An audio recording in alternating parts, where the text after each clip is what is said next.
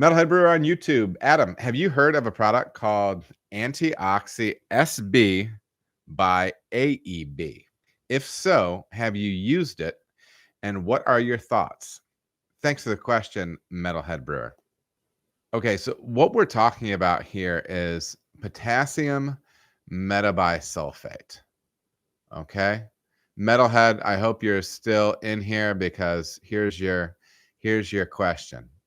And what I did was I leveraged available technology, and I looked something up on the Oxford Companion to Beer, and stick with me as I read through this, and then we'll discuss it out a little bit.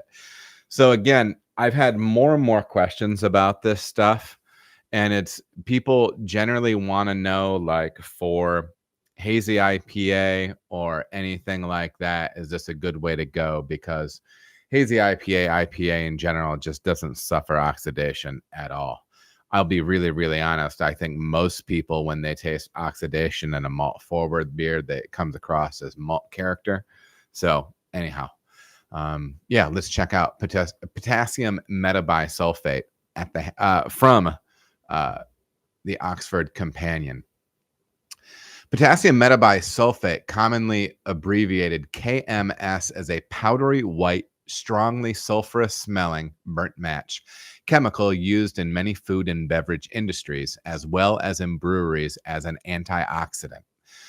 When dissolved in water or beer, KMS releases free sulfite ions, and these are responsible for the antioxidative properties of the compound. KMS is by far the most popular antioxidant used in the brewing industry.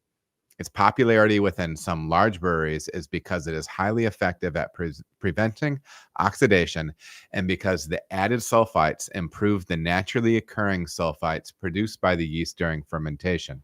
KMS is also active in limiting growth of wild yeast and bacteria in beer. Free sulfite reacts very readily with, and thus eliminates, free oxygen in foods, and including beer. It can combine with free oxygen to help prevent staling, papery tasting in your beer. KMS is allowed by food, health, and safety authorities in most countries. It has the E number 224 on the EU positive list of food additives around the world, but it is not permitted by Germany's Reinheitsgebot. You don't say. KMS is rarely used by craft brewers anywhere, but it is common in mass market beers in many countries. In most countries, the use of KMS is regulated by specific limits, either to the total concentration of sulfites in beer or by maximum allowed dosing rates. The reason for these limitations is that sulfites are known to provoke and worsen certain allergies in humans. For example, in the United States, levels above 10 ppm will require the words "contain sulfites" to be printed on the label. KMS is very widely, almost universally used in the wine industry for the same purposes as in brewing, but in wine, KMS is used at concentrations 10 to 20 times higher than in beer. My buddy told me one time about, in his estimation, he said, through a brewer's lens, wineries are filthy, and that's just why they pack everything with metabisulfite. But anyways, I mean, that's kind of the nutshell on what the product is and how it can be used.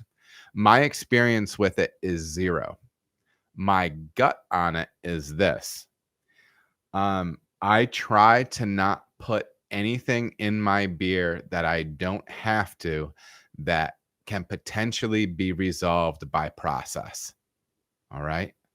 And that's not like, I hope that doesn't come off as sounding bad. I'm not saying that this is a shortcut or anything like that. Depending on what you're doing, I know I've had people ask me, is this a solution for bottling hazy IPA at home? It very well might be. Very well might be.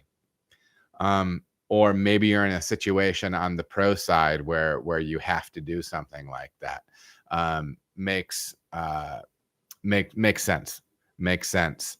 I would hesitate to use it because going back when I was talking about lactose earlier, I don't want to add anything to my beer that I don't have to.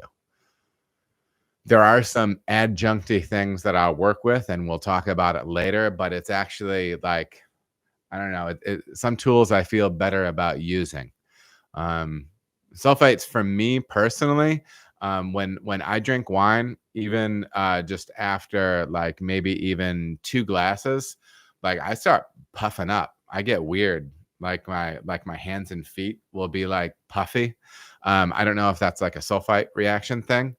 Very well could be, because as we just learned, they can kind of get away with a relative boatload in that, which I'm sure it's all safe.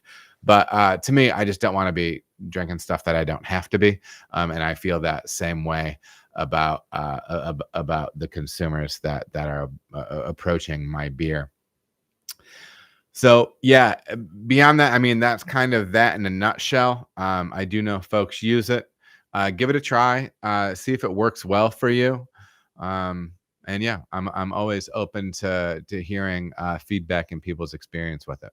So appreciate the question, Metalhead Brewer. All right, everybody, thank you so much for watching. If you feel as if you got any value out of the video, please like and subscribe. There are also other videos that you can watch. They're gonna maybe be over here or over here.